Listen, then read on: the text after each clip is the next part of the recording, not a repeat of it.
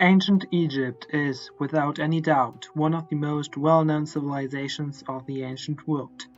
Its existence as a kingdom started around 3000 BC, and thanks to temples, art, and of course the pyramids, we have many proofs of that magnificent kingdom. Scientists tend to divide the history of ancient Egypt into different periods, the New Kingdom being the most prosperous. The New Kingdom is also the time when the title of Pharaoh is used for the first time to refer to the Egyptian king. The title was originally not used to refer to a single person, but rather to the royal palace of the monarch. Therefore, the title Pharaoh, or Pe-Ra, as the Egyptians called it, meant great house or palace. Notable pharaohs of the New Kingdom were Thutmose III, Amenhotep III, and Ramesses the Great. However, as all great civilizations, the Egyptian one eventually vanished, and with it did the title of Pharaoh. This begs the question, who was the last Pharaoh? The most popular choice for being the last Pharaoh are probably Cleopatra VII and her son Ptolemy XV. Egypt had been sacked various times during its history, in 525 by the Persians, and in 332 by the Macedon king Alexander the Great, who crowned himself Pharaoh of Egypt and founded the city of Alexandria. However, when he died in 323 BC, his vast empire was carved up by his generals. Ptolemy I gained Egypt, thus establishing the Ptolemaic dynasty there. The Ptolemies were a Greek-speaking dynasty ruling over a non-Greek kingdom, which sometimes led to conflict between the Egyptians and the ruling Greeks. Under the Ptolemies, Egypt flourished once again and even became a great power under Ptolemy III, after almost destroying the Seleucid Empire, another successor of Alexander's empire. Nevertheless, the Ptolemies and their power gradually declined during the 2nd century BC, mainly because of inner turmoil and civil wars, and became more and more dependent on Rome. Cleopatra VII became Queen of Egypt in 51 BC together with her half-brother Ptolemy XIII, whom she would soon fight against in a civil war.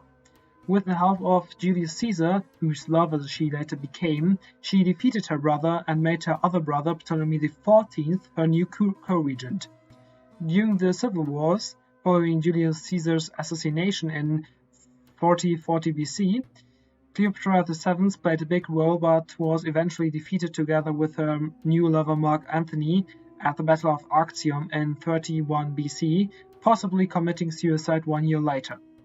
Ptolemy XV's Caesarion, the son she and Caesar had, was later executed by the order of Octavian, the winner of the civil wars.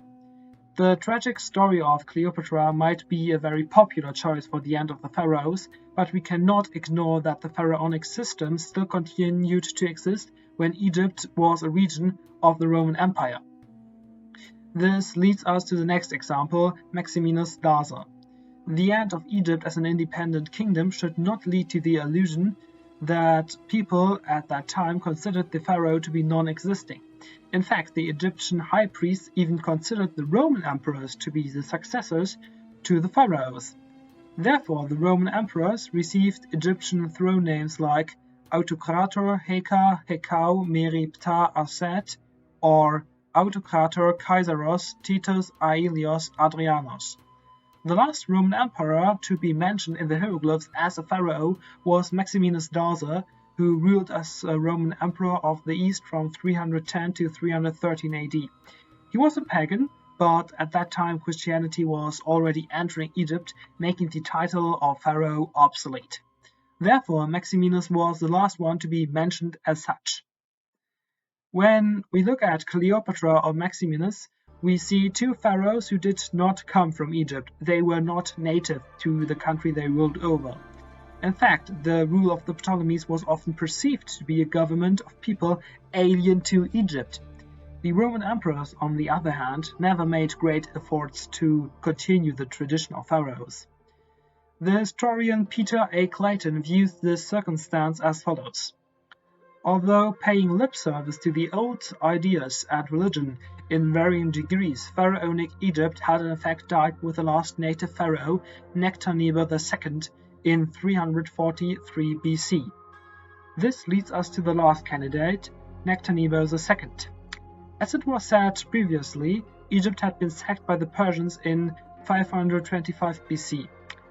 The defeated pharaoh Psamtik III later committed suicide. Egypt became part of the vast Persian Empire, and the Persian kings also assumed the title of pharaoh as an addition to their original other titles. Nevertheless, Egypt regained its independence in 404 BC, and in 358, Nectanebo II got to sit on the throne following the expulsion of his predecessor Thutmose. During his surprisingly long reign, Nectanebo made efforts to restore ancient Egyptian religion and cults. However, this period was cut short when the Persians under King Artaxerxes III deposed him in 343 and the pharaoh had to flee. In conclusion, the last native pharaoh of Egypt did indeed die with Nectanebo II, but the title was still used for centuries to come, and the Egyptian culture surrounding it also continued to exist and adapted to the given political situation. I hope you liked the video, and I'll see you next time. Goodbye.